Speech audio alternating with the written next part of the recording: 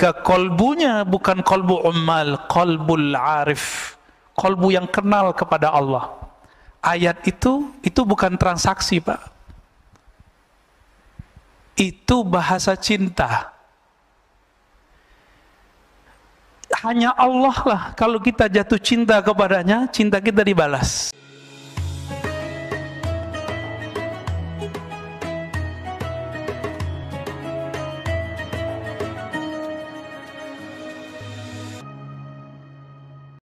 Tema kita adalah tentang kepada siapakah kita berguru.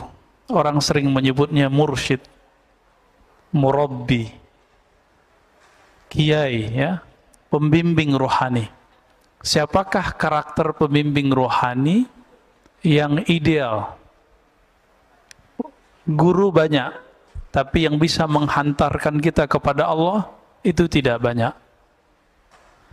Maka beliau memberikan rumusannya minimal ada 2. Jadi banyak kriteria guru yang bisa membuat kita menjadi wasil ilallah, sampai ke hadirat Allah Subhanahu wa ta'ala. Sampai itu bukan berarti kita pindah-pindah. Allah itu kan maha dekat. Guru yang begini bisa menghidupkan kalbu kita sehingga merasakan kedekatan dengan Allah Subhanahu wa ta'ala. Siapakah orangnya? Imam Nata'illah Sekandari qaddasallahu sirrahu yaqul la tashab, janganlah engkau bersohbah, berguru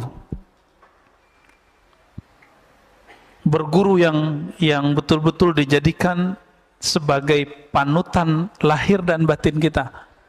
Man la yunhiduka haluh, siapa yang hal itu kondisinya, baik zahir ataupun batinnya, perubahan-perubahan pada si guru ini, la yunhiduka, tidak membuat ruhanimu bangkit. Jadi ama guru yang begini, bersama beliau, membersamainya beberapa saat, membuat kita kemudian bangkit dari kemalasan kita beribadah kepada Allah Subhanahu wa ta'ala. Itu yang pertama. Dan yang kedua, wala yadulluka 'ala Allahi maqaluh. Mursyid itu level syarat keduanya adalah maqalnya, kalam-kalamnya, baik kalam lahirnya ataupun kalam batinnya, yadulluka 'ala Allah, menunjukkan kamu jalan kepada Allah. Maka yang tidak masuk kepada kedua kategori ini cukup dijadikan sebagai penceramah aja. Oh, itu ustadz pengajar di masjid saya, tapi bukan dijadikan sebagai panutan lahir batin. Jadi man huwal mursyid al-kamil, siapakah mursyid yang ideal? Pertama, halnya dia membuat kita bangkit. Yang kedua, makalnya, kalamnya dia membuat kita teringat, terarah kepada Allah Subhanahu wa ta'ala. Sekarang orang mencari mursyid, mencari guru, tapi dihadapi 2 hal ini. Yang pertama, orang yang baru hijrah. Apa yang didapat? Oh, yang penting ustadznya ngomong Quran Sunnah. Belum tentu semua orang yang mengutip Quran dan Sunnah kalamnya itu membangkitkan isi kalbu dan menunjukkan kepada Allah. Belum tentu. Siapa tahu dia bersembunyi dengan dalil-dalil itu dalam keegoannya. Bisa jadi. Dia bersembunyi dengan kalam-kalam mulia Al-Quran dan Sunnah untuk membenarkan pendapat pribadi dan kelompoknya. Orang ini belum masuk. Ada juga yang halnya itu dibuat-buat. Dibuat-buat nangis, dibuat-buat kayak tawadu. Penampilannya juga nggak natural. Ya. Dibuat-buat seakan-akan dia seorang syekh. Jadi badut. Banyak sekarang mursyid-mursyid badut. Syekh-syekh yang bawa-bawa thariqat sufi kah, majelis zikir kah, majelis-majelis sholawat, tapi kayak jadi badut. Apa maksudnya? Badut itu gimana Pak? Itu asli muka dia nggak begitu? Enggak. Sama, dia memerankan aja. Nanti kalau dilepas, hilang. Maka jangan berguru karena penampilan seseorang. Bergurulah karena hal ruhaninya. Nah, hal ini pemberian dari Allah Subhanahu wa Ta'ala. Jadi nggak bisa dibuat-buat Pak. Nggak bisa dibuat-buat nangis.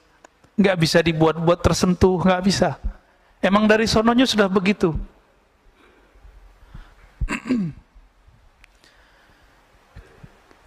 Ciri kedua tadi apa?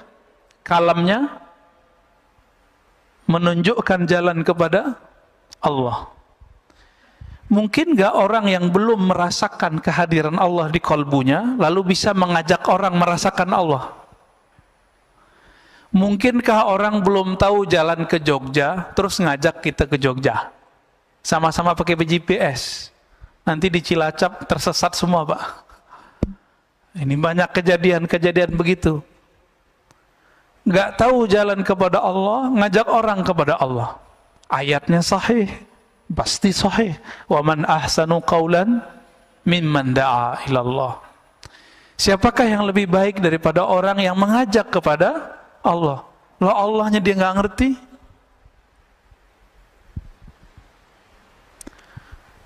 Maka ada tipe sekarang yang kedua, orang-orang mencari, kalau tadi yang penting ada Quran sunnahnya, yang kedua, yang penting ada zikirnya. Tidak semua guru yang mengajarkan zikir itu mengajak kepada al-mazkur. Al-mazkur itu yang diingat. Siapa yang diingat? Allah. Ada yang ngajaknya biar sakti. Jadi hati-hati Pak. Belajar ilmu kerohanian harus jelas sanadnya. Kalau enggak nanti diajak kita belajar ilmu kesaktian, ilmu kanuragan. Jadi enggak zikir jadinya. Nih baca ini biar kamu enggak tembus sama orang. Baca ini biar kamu enggak kelihatan sama orang. Baca ini biar jualannya laku.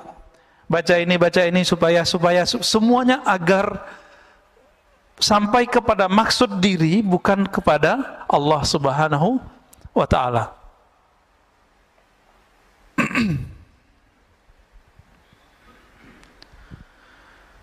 Karena banyak hari ini seperti itu, maka hati-hati saja dalam berguru, ya.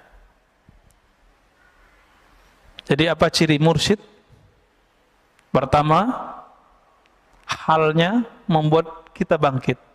Yang kedua, kalamnya mengarahkan kita kepada Allah Subhanahu wa Ta'ala. Hikmah yang berikut, ya, kita nggak usah panjang-panjang di situ. Rubbama kunta musian fa'arakal ihsan suhbatuk man huwa aswa'u halan mink. Ini sudah ganti topik. Ada kalanya seseorang itu dia sebenarnya kualitasnya lagi buruk, orangnya lagi nggak bagus, amalnya tidak bagus, amalnya tidak maksimal. Tapi karena dia berteman dengan orang-orang yang lebih buruk daripadanya, atau berguru kepada orang yang di bawah standar ruhaninya, fa'arakal ihsan, maka engkau merasa dirimu lebih baik. Ya daripada si Anu gitu. Maka masih ingat nggak ketika dulu ada orang yang membunuh 99 orang lalu bertambah dengan membunuh seorang ulama? Masih ingat? Apa pesan seorang wali? Jadi yang pertama yang dia bunuh itu ulama, itu bukan ulama wali, dia cuma ulama zahir. Sedangkan yang kedua yang dia temui itu ulama wali, wali Allah, kalbunya. Maka kata si wali ini, jika kamu mau tobat, maka tinggalkan kampungmu. Karena kampung dia ini punya komunitas yang akhlaknya begitu semua. Jika dia balik kepada mereka, dia akan merasa biasa. Wow, di sini mah biasa bunuh orang. Disuruh dia keluar, itu maksudnya. Maka Bapak selamatkan Allah, kalau ada orang kecanduan narkoba, udah di terapi, udah di segala macam. Tapi kalau dia kembali ke komunitasnya, baik komunitas online ataupun offline-nya, nanti dia akan kembali ke masa lalunya. Jadi caranya gimana? Dia harus ganti nomor, ganti komunitas. Karena sekarang komunitas itu nggak komunitas fisik. Sudah ada semua dalam genggaman handphone. Jadi harus ganti nomor itu orang. Ya. Jadi kalau ada keluarganya yang kena, nggak cukup dibawa ke tempat terapi narkoba, nggak cukup. Putus komunikasi dia dengan sebelum-sebelumnya. Dia menjadi orang baru. Nah, ini yang terjadi pada zaman Bani Israel dan hadisnya sahih. Maka Imam Asy-Syarqawi mengatakan, suhbatu man huwa dunak dararun mahdun. Engkau berteman, bahkan berguru kepada orang yang lebih buruk halnya daripada kamu, dararun mahdun. Ini adalah kemudaratan murni. Li'annaha tughti anka uyubak. Karena itu membuat kamu merasa aibmu tertutupi, wa tubayyin laka kamaluk, dan membuat kamu merasa sempurna. Nah, ini bahayanya. Jadi kalau kita berteman, punya komunitas yang buruk, kita akan merasa jadi orang terbaik di antara orang yang buruk. Mau Pak? Menjadi yang terbaik di antara orang-orang yang buruk. Na'udzubillah min dzalik. Maka berguru ini ada dua macam dalam kitab. Suhbatul iradah, kemudian suhbatul tabarruk. Berguru itu ada dua. Berguru kita ingin jadi muridnya, namanya suhbatul iradah. Suhbat iradah. Berguru kita pengen jadi muridnya. Kalau murid patuh nggak sama gurunya? Kalau kita punya guru di sekolah, ada tugas nggak? Ada PR nggak? Ada. Ada jam tertentu kita kemudian membangun komunikasi dengannya. Itu guru yang sudah kita jadikan sebagai suhbatul iradah. Iradah orangnya disebut murid. Apa arti murid? Murid bahasa Indonesia apa bahasa Arab, Pak? Bahasa Indonesia ya? Bukan. Murid itu bahasa Arab. Murid itu dari kitab-kitab tasawuf. Makanya aneh orang-orang hari ini, dia punya sekolah disebut murid-muridku. Tapi dia membid'ahkan tasawuf, Pak. Padahal istilah murid itu dibawa oleh ulama kita dulu dari tanah Arab, dari Gujarat, dari mana-mana, dari Samarkand, masuk ke negeri ini, mereka menjadi mursyid, jadi guru. Orang-orang yang belajar kepada beliau disebut dengan murid. Suhbatul murid. Datang Maulana Ibrahim As-Samarkandi ke Indonesia. Pertama ke Campa, kemudian ke Palembang, lalu beliau ke Makassar, terus beliau ke Tuban. Itu orang-orang yang ditemuinya itu jadi muridnya.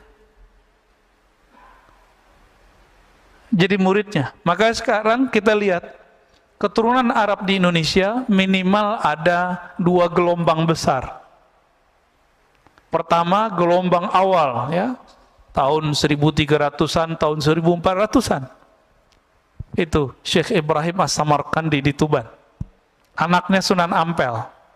Ya, Sunan Ampel itu anaknya beliau. Itu bukan orang Indonesia, Pak. Orang Samarkand, lama di Gujarat, berguru di Hadramaut, keturunan Rasulullah sallallahu alaihi wasallam. Jadi yang mengislamkan negeri ini itu zuriat Nabi. Cuma sayangnya generasi kedua Hadramaut baru. Jadi boleh disebut Hadarim al-Jadidah. Kalau yang pertama Al-Qadimah. Yang pertama ini nasabnya dipelihara oleh orang-orang pesantren. Maka orang-orang pesantren itu yang tua, itu aslinya mereka zuriat Rasulullah sallallahu alaihi wasallam. Gelar Gus itu ganti dari Sayyid, Pak. Maka nggak boleh sembarangan gus-gusan, ya, gawagis. Gus, Gus. Ntar jadi gugus, guguk ya. Hati-hati.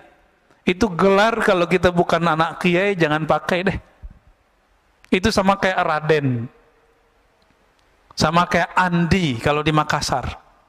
Ya, mirip-mirip itu. Jadi kalau bukan keturunan itu jangan dipakai. Oh, orang manggil kita Gus, bilang saya bukan anak kiai. Oh, ilmu saya lebih tinggi dari anak kiai, itu urusan lain. Itu urusan lain, ya.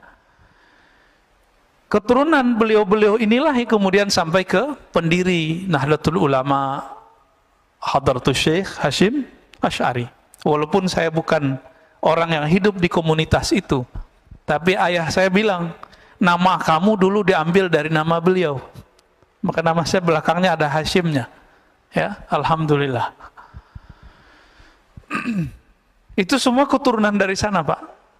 Keturunan Syekh Ibrahim As-Samarqandi, ya. Nanti turunnya ke Sunan Ampel ke Sunan Bonang, terus sudah kemana-mana.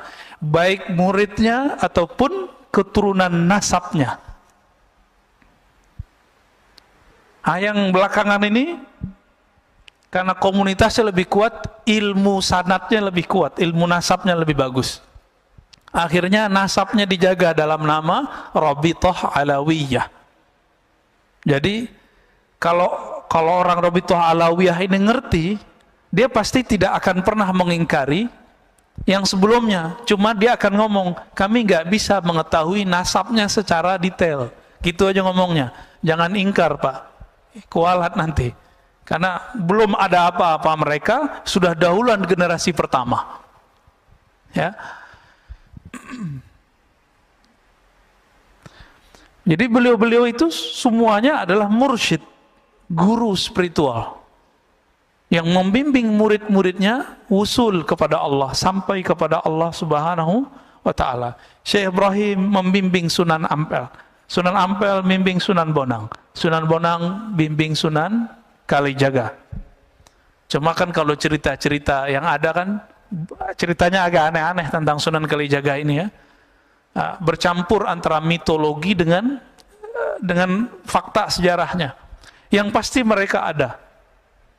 Maka sungguh aneh kalau ada orang yang menolak keberadaan mereka. Ini nggak ngerti sejarah, udah nggak ngerti istilah, ingkar lagi ya. Benarlah kata imam-imam kita terdahulu, apa kata mereka? Al-mar'u aduun ala ma jahil. Orang akan memusuhi apa yang dia tidak tahu. Benar Pak ya? Maka semakin banyak orang mengerti, semakin sedikit ingkarnya. Jadi Bapak ini, di antara jamaah ini kalau banyak ingkarnya, berarti banyak jahilnya. Pengurus banyak ingkarnya, banyak jahilnya. Itu di mana-mana tuh begitu ya. Main komentar aja. Dikit-dikit komentar lagi. Ya.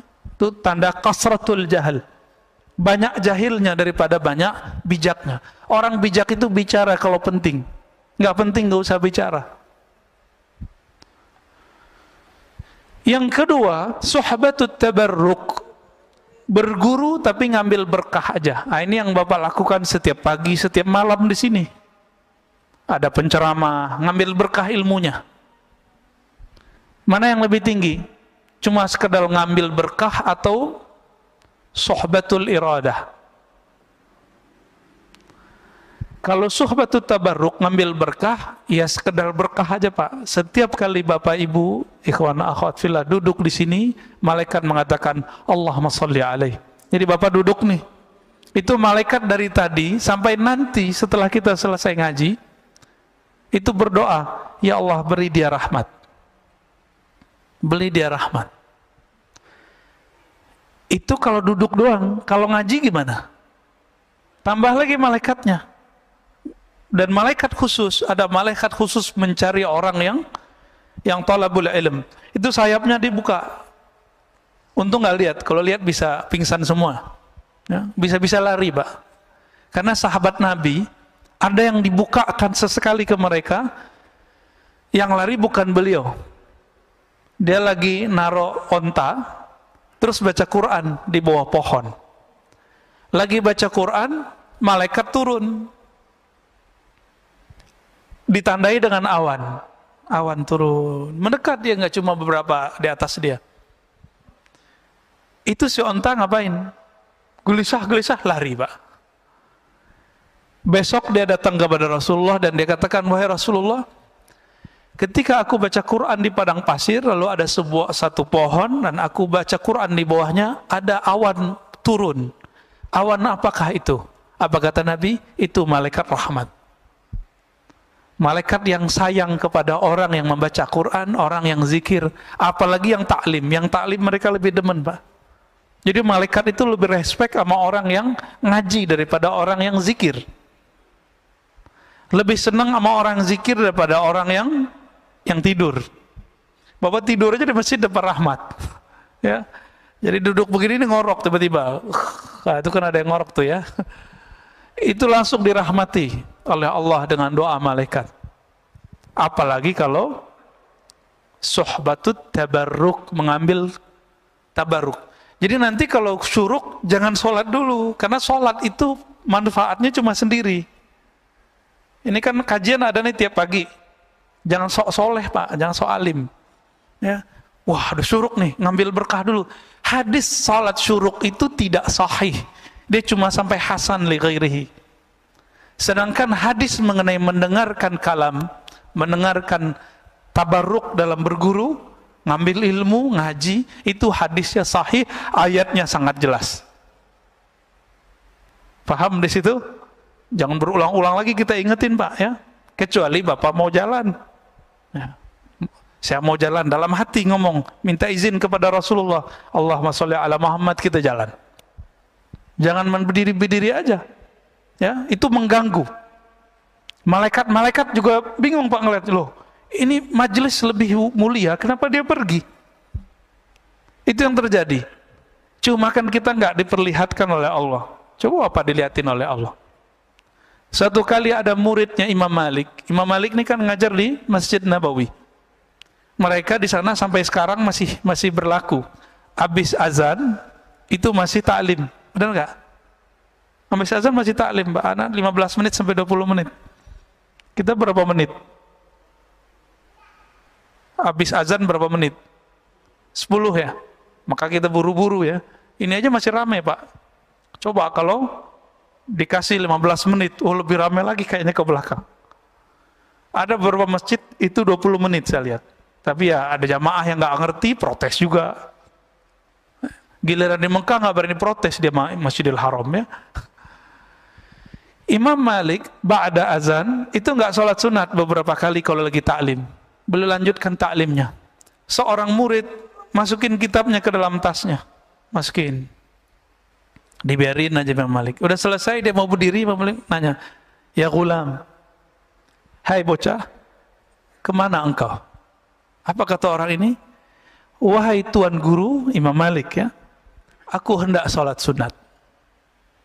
Kata Imam Malik, apa hukumnya sholat sunat? Namanya sholat sunat. Sholat sunat rawatib hukumnya apa? Sunat. Ditanya lagi, kalau ngaji hukumnya apa? Bingung dia, Pak. Oh, kalau ngaji wajib. Yaudah kamu duduk. Lebih utama ngaji sesaat kita mendengarkan orang berkalam. Walaupun kalamnya nggak benar-benar amat, Pak, tapi karena niat yang tulus itu Allah angkat. Yarfa'illahu allazina amanu minkum walladzina utul ilma darajat. Orang yang diberikan ilmu, diberikan iman, Allah angkat darajat. Bukan satu derajat, darajat. Darajat itu bahasa Arab disebut sebagai jamak, plural. Derjat, derjat, derjat. Kita nggak tahu seberapa banyak derjatnya.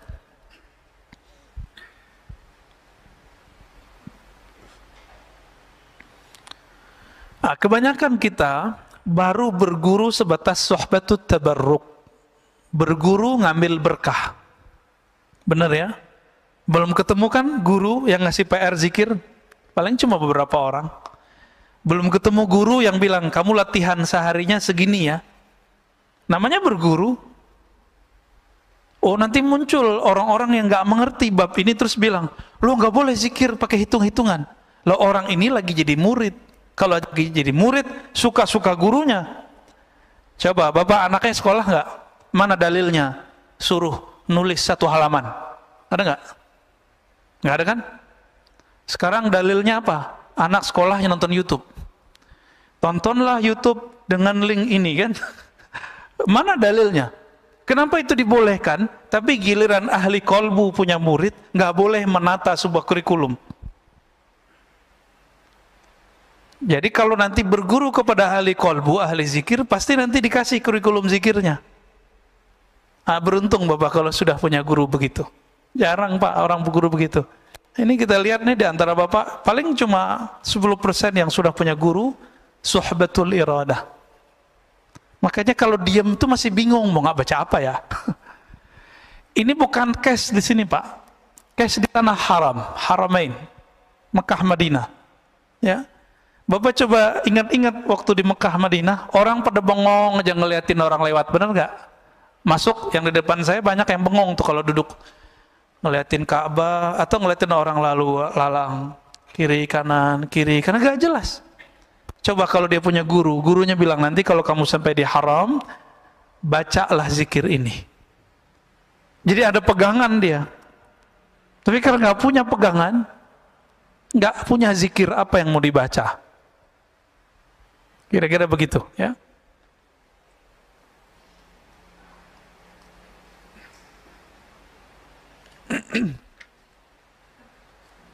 Kita masuk ke hikmah yang 50 berapa nih?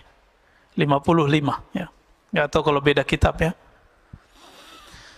Bismillahirrahmanirrahim. Ma qalla 'amalun baraza min qalbin zahidin wala kathura 'amalun baraza min qalbin raghibin. Nah, tadi berkaitan juga dengan apa yang saya katakan barusan.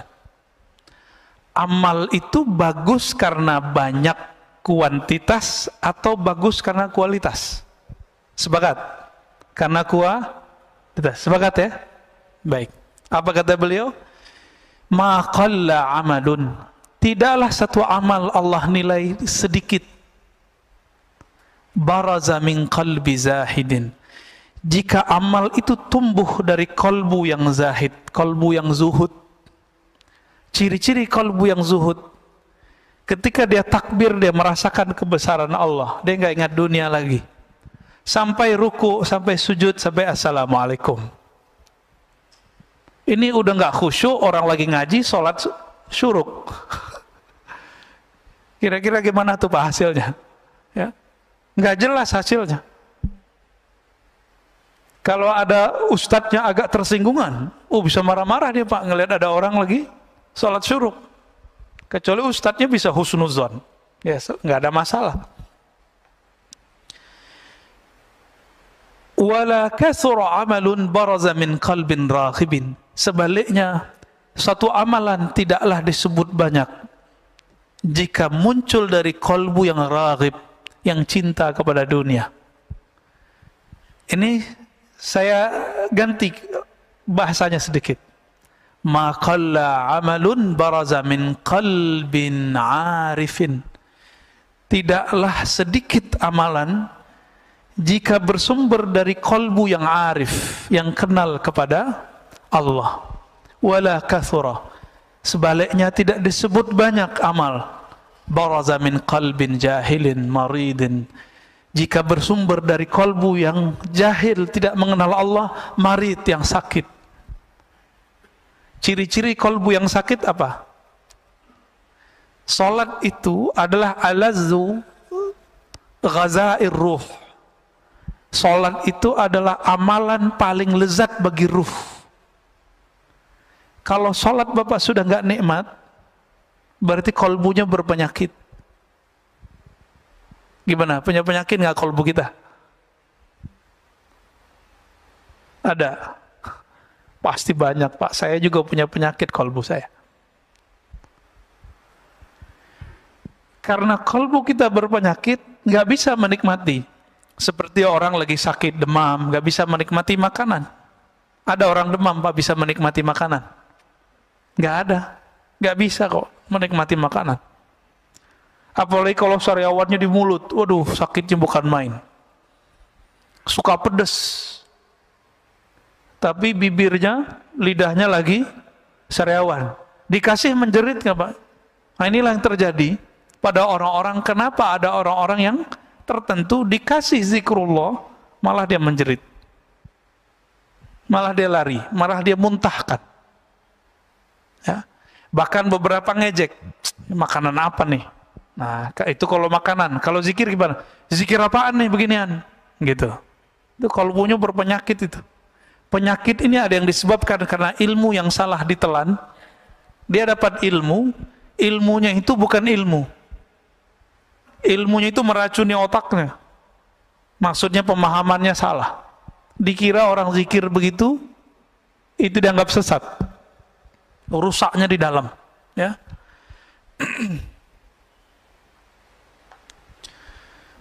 Itulah sebabnya ada sebuah hadis dalam Ibnu Majah, satu bab ilmu lebih afdal daripada 100 rakaat ahli ibadah. Satu bab ilmu. Ini kita udah 3 bab nih pada tadi. Ya, udah 3 bab dari tadi. Udah 300 rakaat. Gampang kan? Kalau masuk ke hati insya Allah. Tapi yang penting berkahnya sudah dapat semua. Ya, alhamdulillah. Bahkan Imam Syafi'i meriwayatkan lain lagi. 1000 rakaat. Satu bab ilmu lebih utama daripada 1000 rakaat. Itu levelnya Imam Syafi'i. Ya. Maksud beliau, orang yang mengenal Allah sesaat dia beribadah kepada Allah lebih afdal daripada abid orang yang ahli ibadah 1000 rakaat. Begitulah wali-wali Allah, Pak. Wali-wali ini ada tingkatan-tingkatannya. Semakin tinggi tingkatannya, satu nafasnya lebih afdal daripada 1000 rakaat kita. Kalau mereka sudah sampai ke level tinggi. Nabi itu diamnya sudah zikir. Seandainya Nabi itu nggak sholat itu boleh, Pak, seharusnya. Itu kan logikanya Aisyah. Apa kata Aisyah? Wahai Rasulullah, ngapain engkau sholat mulu? Kan engkau sudah diampuni. Apa logika Aisyah? Engkau nggak perlu sholat, wahai Rasulullah. Kira-kira begitu. Sholat sunat loh ya, bukan sholat wajib. Sholat wajib kan langsung dari Allah wajib. Apa kata Nabi? Enggak.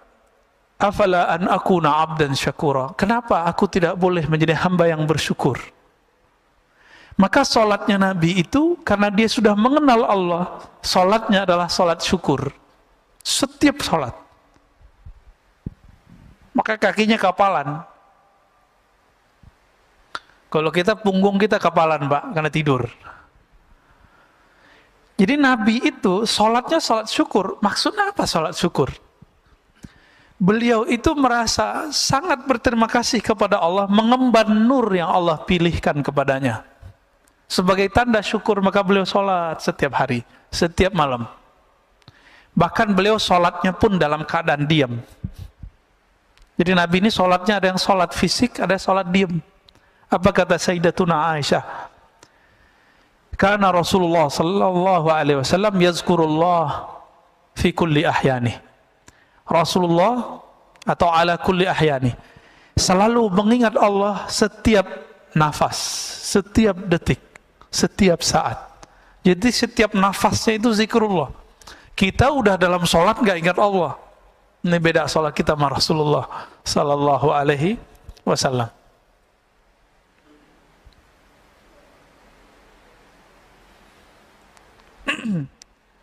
Dikatakan di sini Ibnu Mas'ud berkata, "Raq'atan min zahidin 'alimin khairun min ibadatil muta'abbidin al-mujtahidin ila akhir ad-dahr abadan sarmada." Ini lebih parah lagi, Pak. 2 rakaat orang yang zahid, yang tidak cinta dunia. Yang bahkan akhirat pun dia nggak minat, dia minatnya yang punya dunia dan akhirat. Alimin yang alim, mengenal Allah, lebih utama daripada sholatnya ahli ibadah sepanjang umurnya, sepanjang hidupnya, ila akhir dahar, sampai kiamat nanti. 2 rakaat doang. Loh, kok bisa begitu? Kalau ahli ibadah dia sholat, dia ibadah karena ingin sesuatu yang dia dapat. Sedangkan orang yang mengenal Allah ini, dia menyembah Allah karena Allah pantas disembah. Bapak puji saya 1000 kali, tapi karena pengen dapat sesuatu dari saya. Tapi ada di antara bapak ini berteman dengan saya cuma sebentar, tapi bertemannya benar-benar ingin jadi teman. Saya milih yang kedua apa yang pertama, Pak? Kalau Bapak dikasih pilihan nih, pertama apa yang kedua? Muji kita, Masya Allah. Tapi dia pengen sesuatu dari kita. Ya, pujian matre. Hamba-hamba yang muta'abbidin ini, ahli ibadah ini, dia pengen sesuatu. Inilah yang terjadi pada orang-orang yang puasa karena pengen sesuatu. Zikir karena pengen sesuatu. Keinginan itu ada yang sifatnya materi.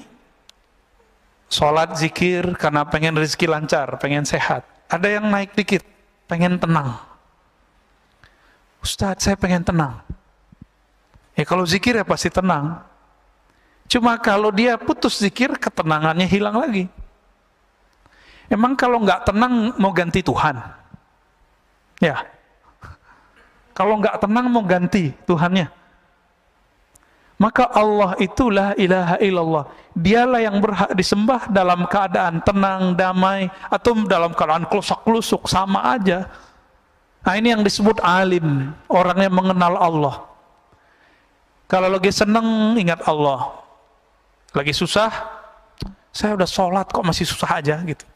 Ada yang kebalikan, kalau lagi susah ingat Allah, lagi seneng, ya, itu kebanyakan yang nomor 2.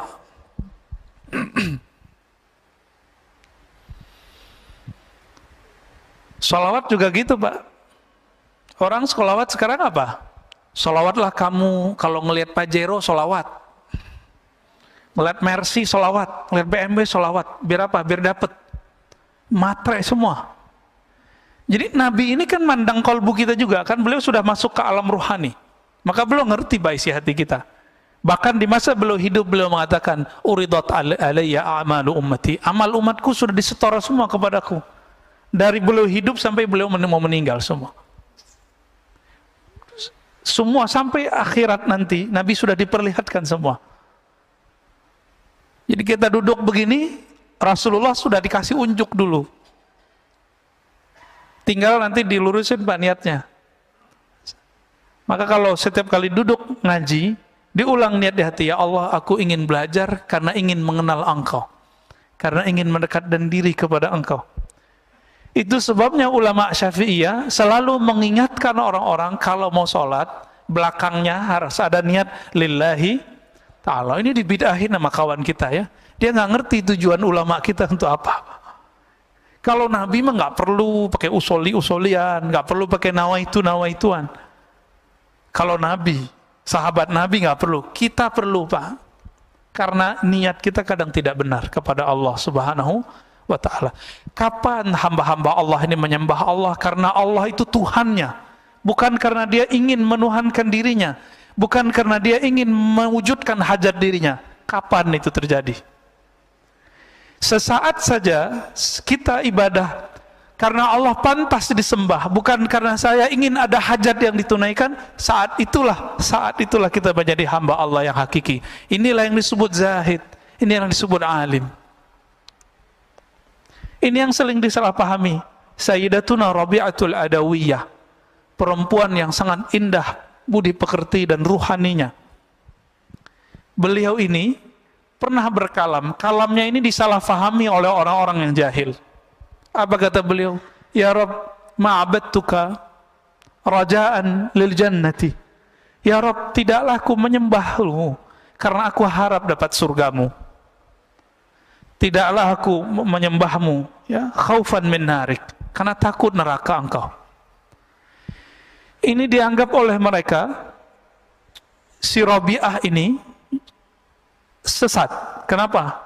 Masa ibadah bukan karena surga? Inilah orang jahil menentang orang yang alim. Di dalam Al-Quran itu ada 2 jenis surga, Pak. Surga yang dikatakan oleh Rabi'ah itu surga syahwat. Hurain, ya dia sudah perempuan, dia nggak minat sama hurain. Ibu-ibu ini, akhwat ini bisa coba bayangkan. Baca semua kisah di Quran, itu lebih banyak cerita untuk menyenangkan laki-laki, bener nggak? Ini jujur aja nih Bu, jujur. Perempuan disebutkan sebagai objek syahwat di dalam Al-Quran, bener nggak? Kenapa? Karena nabi yang diturunkan laki-laki, yang mendengarkan waktu itu kebanyakan laki-laki. Maka tidak jarang perempuan bertanya, loh itu hurain, bidadari, kita punya bidadara nggak? Begitu kalau perempuan yang kritis. Pasti ada pertanyaan begitu. Pernah terbersit nggak ini ibu-ibu ini? Enggak ya? Enggak baca terjemahannya berarti ya. Tapi semoga sebagian memikirkan itu. Gimana cara memahaminya? Maka Rabi'atul Adawiyah, karena dia sudah paham, di Quran semuanya begitu. Maka beliau mengatakan, ya Rabb, aku beribadah ke surga, aku ibadah kepada engkau bukan karena surgamu, tapi karena engkau yang mempunyai surga. Surga ini ada dua, ada surga syahwat, ada surga ru'yat, surga memandang. Yang dimau oleh Rabi'ah adalah memandang Allah subhanahu wa ta'ala. Makanya Rabi'ah ketika dilamar oleh seorang laki-laki, itu nggak mau nikah, Pak. Karena dikasih pertanyaan sama dia, jadi maharnya dia adalah pertanyaannya bisa dijawab nggak? Berat kalau ketemu Rabi'ah. Saya mungkin nggak lolos, Pak. Saya ketemu Rabi'ah mungkin mental 7 kali lipat kali ya. Pertanyaan dia satu aja. Ada yang tahu pertanyaannya apa? Nih, satu riwayat ya. Jika aku menikah denganmu, kamu bisa jamin nggak nanti aku bisa bertemu Allah? Kira-kira itu, Pak. Mana ada suami bisa begitu, Bu? Nggak ada. Benar nggak nih para suami yang jomblo-jomblo? Udah ketemu Allah belum? Belum ya? Disitulah beratnya. Maka apa saudara makan Allah? Rabi'ah ini dia surganya bukan lagi surga syahwat, surganya surga ru'yat. Apa arti ru'yat? Memandang Allah. Itu yang dia mau. Apa gunanya masuk surga kata Rabi'ah, tapi nggak ketemu yang punya surga.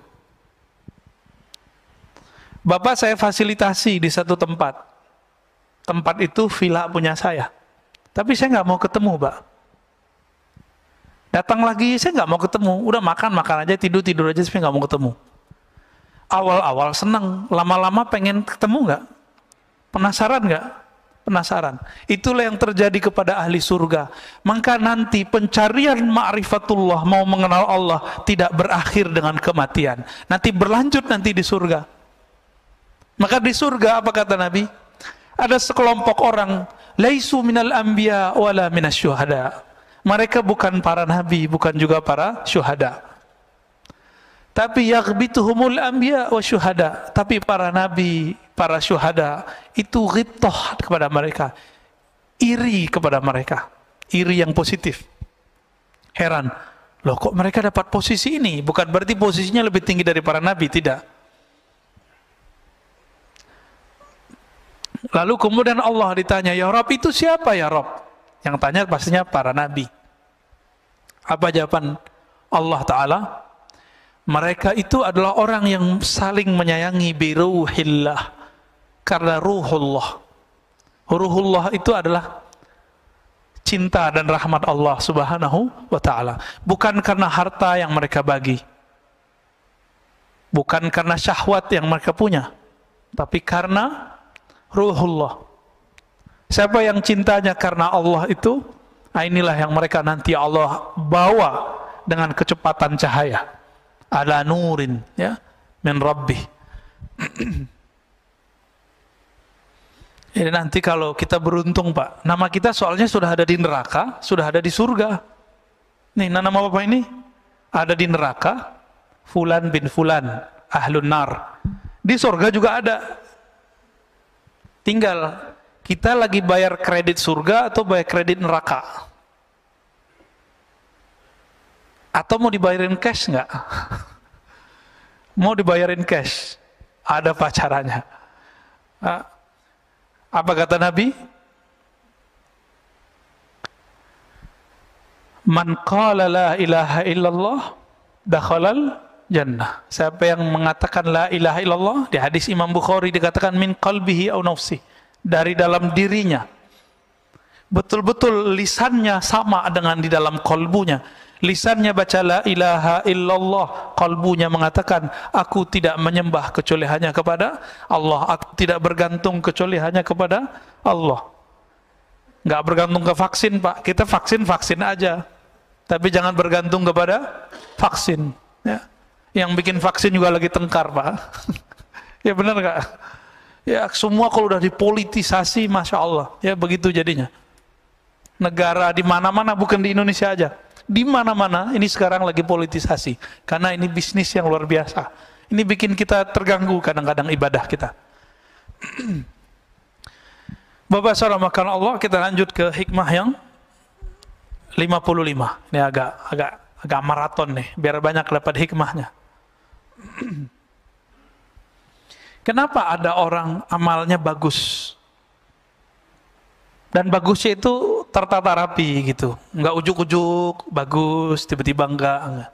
Ternyata beliau sudah menyebutkan itu terjemahan dari apa yang di dalam rohaninya. Kata beliau radhiyallahu ta'ala anhu, husnul a'mali nata'iju husnul ahwal. Wa husnul ahwal min at-tahaqquq fi maqamatil inzal.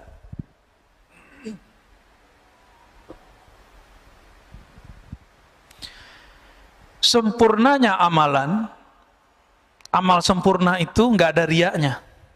Jadi jangan dibayangkan amal sempurna itu bagus rukun-rukun zahirnya saja. Sempurnanya amal tidak ada riak. Sempurnanya amal bukan karena kita ibadah karena pengen sesuatu, ya. Nata'iju husnul ahwal, bagusnya amalan stabil.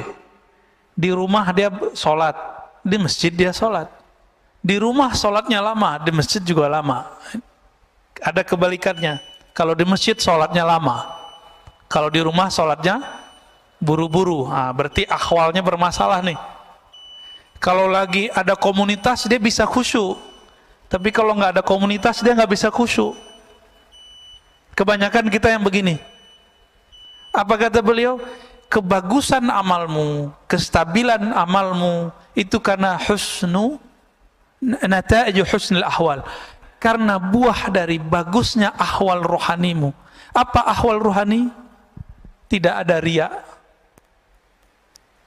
tidak ada ujub, tidak ada sombong. Udah 3 aja. Tidak ada riya, tidak ada ujub. Apa arti ujub? Saya kagum dengan diri saya sendiri. Kalau riya itu saya kagum dengan amal saya. Beda nggak? Itu beda ujub sama riya. Beradik kakak ya. Kalau riya, saya takjub dengan amal saya. Kalau ujub, takjub dengan diri. Sumber takjub itu kibir, sombong.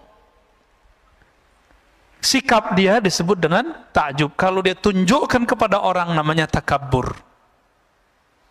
Takabur itu sifatnya iblis. Maka orang yang bertakabur, dia sudah jadi setan walaupun pakai serban. Ciri-ciri orang sombong gimana? Iblis itu rasis, Pak. Dia bicara asal usul. Khalaqtani min nar wa khalaqtahu min tin. Ya Rabb, saya ini asal usul saya lebih mulia dari Adam. Saya dari api, Adam dari tanah. Maka siapa saja dari antara yang hadir ini merasa sukunya lebih baik dari suku yang lain, itu iblis di dalam dirinya, maka dia jadi setan. Siapa yang merasa amalnya lebih utama dari yang lain, iblis itu dulu diizinkan ibadah per langit, naik langit 1, langit 2, langit 3, sampai kemudian diizinkan Allah memimpin ibadah di langit ke-7. Di langit ke-7 kan ada Ka'bah, Pak. Ka'bah putih namanya. Ya, Al-Baitul Ma'mur disebut di Quran. Yang di bawah kan Baitullah. Di atas namanya Al-Baitul Ma'mur. Sebenarnya di beberapa riwayat langit keempat itu juga ada Baitul Arwah. Cuma riwayatnya tidak terlalu sharih ya. Yang paling sahih di Bukhari Muslim, di bumi lalu ada di langit ke-7. Nabi Ibrahim lagi di sono, Pak. Nabi Ibrahim lagi di sana. Maka kalau ada orang ngaku naik ke langit nggak ketemu Nabi Ibrahim di langit ketujuh, bohong dia. Ya. Banyak ya, ada beberapa tokoh-tokoh spiritual belagu ngomong, saya nyantri di langit sekian tahun. Cek aja, ketemu gak ente sama Nabi Adam di langit pertama? Ketemu gak ente sama Nabi Isa di langit kedua? Kalau enggak, halu. Banyak orang halu itu hari ini. Serban bukan jaminan orang punya tingkatan tinggi. Kan nggak ada hadis sahih mengenai keutamaan serban orang yang tinggi. Tapi kalau habaib emang disunnahkan pakai serban, Pak, supaya tidak salah lihat, terutama kalau dia guru. Begitu dalam fatwa ulama-ulama Hadramaut. Jadi jangan suuzon juga kalau ada habaib pakai serban, ya. Itu dia lagi jaga nasabnya itu. Perintah dari guru-gurunya di Hadramaut, ya.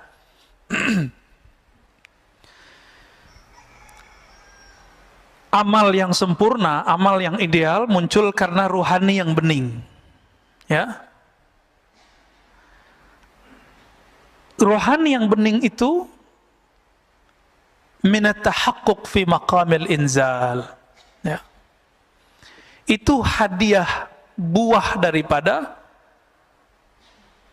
tahaqquq. Apa arti tahaqquq? Usaha untuk istiqamah menapaki jalan-jalan ruhani. Jadi kalau berguru sama seorang syekh, jangan lihat dia hari ini, lihat dia yang masa lalu. Karena syekh itu sekarang kayak Imam Malik tadi. Imam Malik itu setiap malam mimpi ketemu Nabi, Pak. Mabittu lailan illa ra'aitun nabiyya sallallahu alaihi wasallam.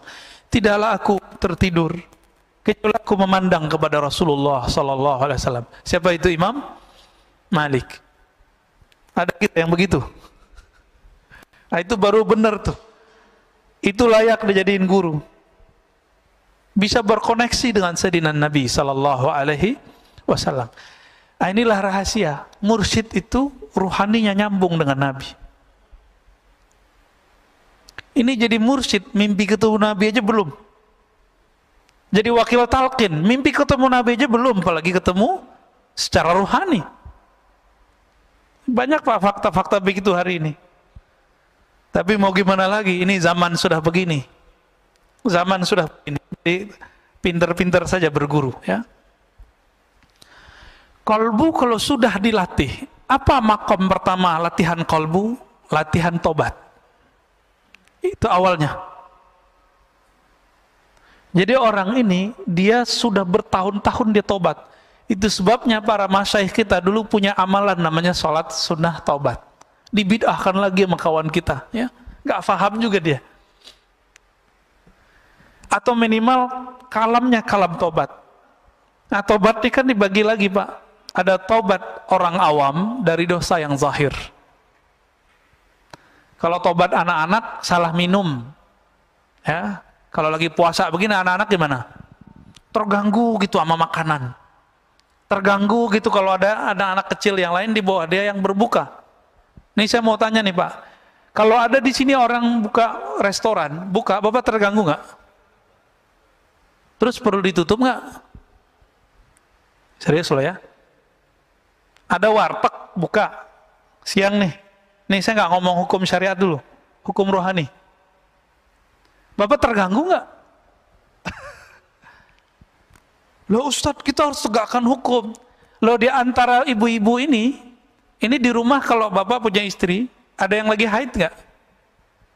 Nggak masak, butuh makan, nyari kemana? Ya nyari ke warteg kayak gimana kayak itu. Jadi kita tuh nggak usah sibuk mikirin orang, kayaknya agama kita paling bener, mau amar ma'ruf nahi mungkar, tapi kebelinger di situ. Emang Bapak Ibu ini masih terganggu kalau ada orang masak depan kita? Ini kan lucu, ya, sweeping, ketemu di warteg orang makan, lagi makan tempe. Lah untuk apa itu diberitakan? Ini politisasi aja, Pak, ya. Saya nggak suka berita-berita begitu. Ini saya mau nanya lagi, Bapak terganggu nggak kalau saya makan minum di sini? Oh, bener itu dah. Terus untuk apa itu dibuka? Apa ditutup, di sweeping? Nggak perlu, biarin aja mereka pakai adab ya. Jadi kalau mau buka, bukain jam sekian, bilang gitu. Ya, buka jam 12 kayak gitu. Tutup depannya. Nggak perlu pakai sweeping Pak kalau orang udah puasa. Tapi kalau anak-anak, iya, anak saya itu bawa teman-temannya di depan rumah. Si bocah yang bontot tiba-tiba bawa roti ada coklatnya. Makan depan mereka, kabur Pak semua anak-anak itu. Apa kata mereka? Aduh puasa gue nih, parah nih adekmu Pak gitu. Itu puasa anak-anak, di depan saya masih anak-anak kan nih. Nah ini kita kalau ngomong hikam Pak ya. Tapi kalau pemerintah mau memutuskan misalnya tutup, ya nggak apa-apa juga, nggak masalah. Nggak masalah juga Pak, sebenarnya. Tapi kalau Bapak masih terganggu, ya salam. Ya, puasa anak-anak berarti ya. Jadi apa yang harus dilewatin untuk tahapan pertama? Taubat. Taubat anak kecil dari yang fisik tadi. Taubatnya orang awam dari hal-hal yang zahir, dosa mata, dosa telinga. Maka kalau orang awam sudah nggak dosa mata, nggak dosa telinga, nganggapnya sudah suci. Jadi mereka bingung, kok habis assalamualaikum masih ada istighfar. Padahal dia lupa, di dalam sholatnya dia tidak ingat kepada Allah Subhanahu wa Ta'ala. Ini perlu diistighfarkan nggak nih sholat yang begitu? Inilah rahasia. Rabi'atul Adawiyah mengatakan, astaghfirullah fi istighfari, atubullaha fi taubati. Aku minta ampun kepada Allah karena istighfarku tidak benar. Aku bertobat kepada Allah karena sholatku tidak khusyuk. Ada nggak yang pernah begitu Pak? Supaya sholat kita pas naik ke atas kan mau dilempar lagi. Nggak khusyuk, lempar. Tapi karena kita tutup, astagfirullah, ya Allah, sholatku tidak khusyuk. Diberi syafaat, naik juga Pak ke atas. Allah kan maha pengasih, maha penyayang. Kita berusaha khusyuk, belum khusyuk ya nggak apa-apa. Yang penting kita ngaku tidak khusyuk. Mau nggak ngaku nggak khusyuk? Itulah tobat level 2. Taubat ruhani. Taubat apa? Taubat ruhani. Batinnya merasa kurang bener nih. Nah ini aja Pak dibenerin. Level 2 ini coba dipakai. Nanti bagus tuh amalannya. Nanti Bapak gampang nangis kalau zikir. Sholat aja gampang mewek Pak. Ini kalau nggak pakai kitab saya udah nangis-nangis dari tadi nih. Ya. Kenapa saya ngajar pakai kitab? Bukan karena gagah-gagahan pakai kitab, bukan. Ini cara saya untuk menahan diri. Karena kalau mau nangis setelah kitab hilang nangisnya Pak. Alhamdulillah ya. Guru saya ada beberapa, itu kalau sudah bahas bab begini, nggak ada kitab ataupun ada kitab nangis terus. Untungnya saya kalau ngeliat kitab langsung berubah. Ya alhamdulillah. Karena akalnya balik lagi. Kalau nggak cuma rasa yang muncul, kalau rasa lebih dominan dari akal pikiran kita, kita bisa nangis setiap saat. Sujud nangis, ruku nangis, takbir nangis. Ntar orang-orang bilang, ini kenapa ini nangis? Ada Syekh Shinqiti, guru dari Syekh Salih Al-Maghamisi di Madinah. Ngajar ba'da maghrib sampai isya, karena ada majelis biasanya di Masjidil Haram, di Masjid Nabawi.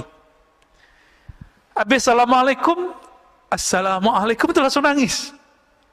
Mau ngomong lagi, baca ayat lagi, nangis lagi. Jadi ceramahnya dari awal maghrib sampai menjelang isya itu nangis Pak. Mau ngomong lagi, nangis lagi. Mau ngomong lagi, nangis lagi. Nangislah semua orang yang di depan. Begitu mereka kalau ahwal rohaninya datang. Kenapa ahwal rohani yang bening itu tumbuh? Karena mereka tahakkuk fi maqamatil inzal. Mereka mau istiqomah, rajin menapaki jalan rohani. Yang pertamanya apa tadi? Taubat. Taubat mereka tidak lagi fisik, tapi sudah masuk taubat rohani, taubat kolbu. Babak satu maksiat zahir, satu hitam di sini.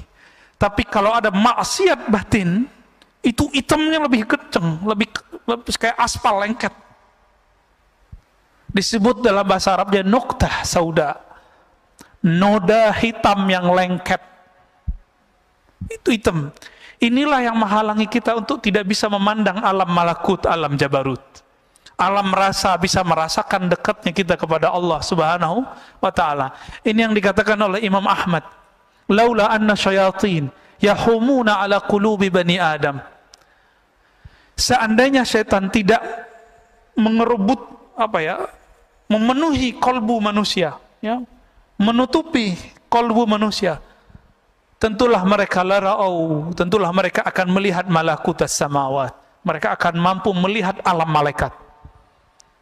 Jadi sahabat-sahabat tertentu Allah izinkan Pak bisa ngelihat malaikat. Ibnu Abbas ngelihat Jibril 2 kali. Malaikat siapa yang dilihat? Itu artinya nanti ada posisi kewalian pada orang ini. Ternyata Jibril tugasnya apa? Bawa wahyu. Maka tugas Ibnu Abbas nanti adalah menjelaskan makna wahyu. Disebut ahli tafsir. Tidak ada ilmu tafsir hari ini kecuali lewat Sayyidina Ibnu Abbas. Ada orang lihat Mikail, nanti tugasnya lain lagi tuh Pak. Tugas kerohaniannya. Ada yang suka ngelihat malaikat maut. Nah, nanti tugasnya nalkinin orang mati, ngelepas orang mati. Itu beda-beda tuh tugasnya. Allahumma shalli ala.